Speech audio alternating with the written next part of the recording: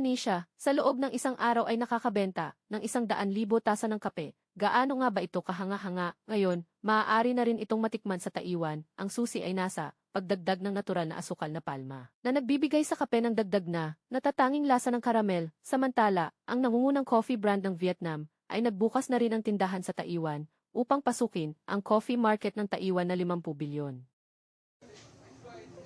May matapang na amoy ng mani ang kape, may halong asukal na palma at gatas, malinamnam at may bahagyang karamel na lasa, kaya nakakabenta ng 100,000 tasa bawat araw sa Indonesia. Malutong sa labas, may ube at keso sa loob, matamis at maalat, masarap ang kombinasyon ng texture. Kenangan Coffee, pinakamalaking chain sa Indonesia, opisyal na pumasok sa Tsinita Taipei, kahit soft opening mahaba agad ang pila. Ito ang unang pasok sa East Asia, kaya ito ay pagsubok sa merkado, basehan ito ng expansion. Malaki ang tiwala sa Taiwan market, may Tokachi Milk Foam at Fruit Series, hindi lang masarap kundi kaakit-akit din ang itsura, sa Taiwan lang ito makukuha. Hindi ito lasa ng niyog, pero kakaiba ang lasa ng asukal, may lumilitaw na kakaibang lasa. Mas mabango ang asukal nito, iba ito sa karaniwang latte, may dagdag na depth ng lasa. Aabot sa 50 bilyon ang coffee market, samantala Trong Nguyen legend ng Vietnam, pumasok din sa Taiwan.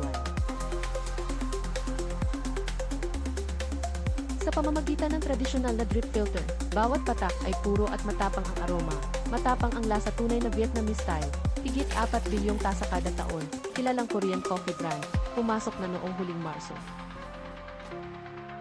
Classic Americano na malinamnam ang lasa, may fresh na grapefruit drink, tampok ang kapeng iniinom ni is ng gihit, umaakit ng maraming fans.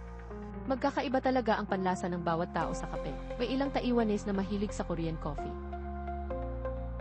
Pakiramdam ko maswerte maging Taiwanese, nakakatikim ng kape mula sa iba't ibang bansa. Matindi ang kompetisyon, pero malaki ang kita, kaya patuloy na pumapasok ang brands. Nag-uunahan ang mga brand na pumasok sa Taiwan market. Gusto mo ba ang content namin?